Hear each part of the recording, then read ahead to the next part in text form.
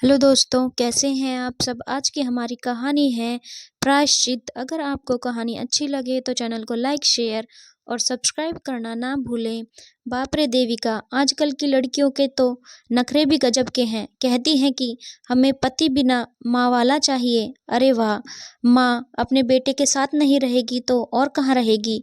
सुमित्रा जी पानी पीती हुई अपनी सहेली को बता रही थी। सुमित्रा जी को ईश्वर की कृपा से 2 संतानों की प्राप्ति हुई थी। एक बेटी संध्या, जिसका विवाह उन्होंने 2 साल पहले ही कर दिया था, और एक बेटा सुमित, जो एक प्राइवेट कंपनी में इंजीनियर था। उसी के विवाह के लिए वे भागदौड़ कर रही थीं। उनका बेटा देखने में हैंडसम था, सैलरी भी अच्छी थी और इनकी भी कोई डिमांड नहीं थी, क्योंकि पति ने एक बड़ा-सा हवादार घर उनके लिए बनवा दिया था। ऊंचे पद पर रिटायर हुए थे तो पेंशन भी अच्छी मिलती थी। 2 साल पहले ही उनकी मृत्यु हो गई, फिर भी आधी पेंशन तो इनके हाथ में ही आती थी। बेटी को ससुराल भेजने के बाद उनकी बहस यही एक इच्छा थी कि बेटे का घर बस जाए, एक अच्छी सी बहू आ जाए और पोते पोतियों से उनकी गोद भर जाए। परंतु समस्या यह थी कि सुमित्रा जी जिस भी लड़की से बात करती तो लड़की सबसे पहले यही कहती कि यदि लड़के के साथ उसकी माँ रहेगी तो मैं शादी नहीं करूँगी। इस समय भी वे राशि नाम की एक सॉफ्टवेयर इंजीनियर लड़की से और उसके परिवार से मिलकर आ रही थी।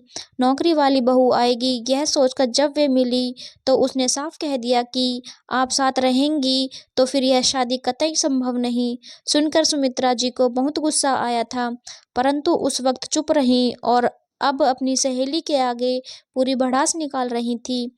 सहेली चुपचाप उनकी बात सुनती रही, फिर बोली, सुमित्रा, तुमको याद है जब संध्या के विवाह के लिए लड़के वाले तुमसे मिलने आते थे तो तुम यही कहती थी। हाँ हाँ, अच्छी तरह से याद है।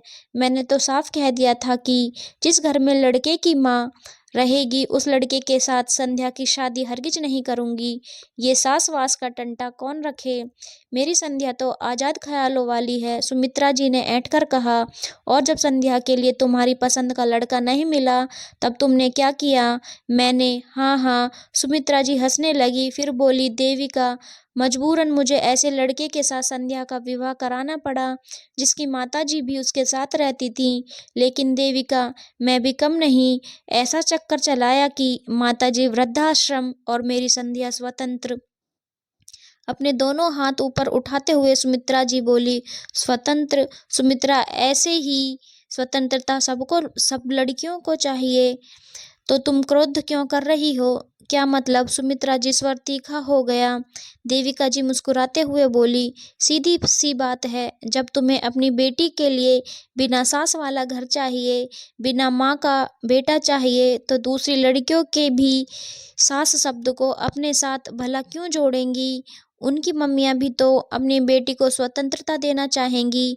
तुमने अभी अभी तो कहा कि माँ बेटे के साथ नहीं रहेगी तो कहाँ रहेगी। यही बात अगर तुम अपने दामाद और समधन के लिए सोचती तो शायद। लो चाय पियो। चाय का कप थमाते हुए देविका जी बोली, हाँ, तुम ठीक कहती हो। आज मुझ पर बीत रही है तो मुझे संध्या की सास के दुख का एहसास हो रहा है। खैर, अभी भी देर नहीं हुई है, मैं अभी जाकर सब ठीक कर देती हूँ। संध्या की सास से माफ़ी मांगकर उन्हें आदर सहित घर लेकर आती हूँ। जो पाप अनजाने में मुझसे हो गया उसका प्रायश्चित तो करना ही है। सुमित्रा जी ने चाय का कप मेज पर रखा और बाहर निकल गई। धन्यवाद दोस्तों। अगर आपको कहानी अच्छी लगी हो तो चैनल को लाइक शेयर और सब्सक्राइब करना ना भूलें।